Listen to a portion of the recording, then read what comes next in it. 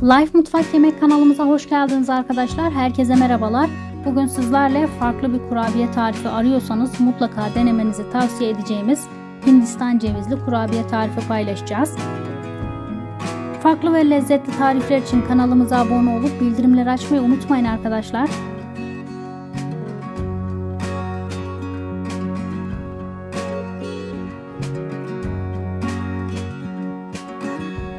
Geniş yoğurma kabına 125 gram margarin, 2 adet yumurta, 1 adet beyazını ayırıyoruz. 1 su bardağı pudra şekeri, 1 çay bardağı nişasta, 1 paket vanilya,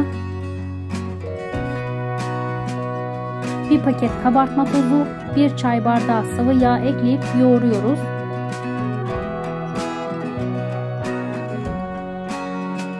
Daha sonra unumuzu ekliyoruz ve 1 çay bardağı Hindistan cevizi yoğurmaya devam ediyoruz.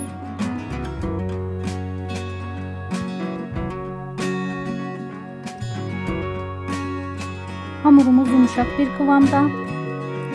Elimize ceviz büyüklüğünde alıp yuvarlıyoruz.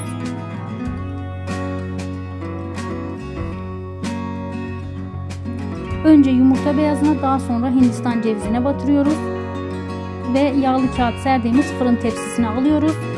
Önceden ısıtılmış 180 derece fırında 15-20 dakika pişiriyoruz. Kurabiyelerimiz pişti. Servise hazır.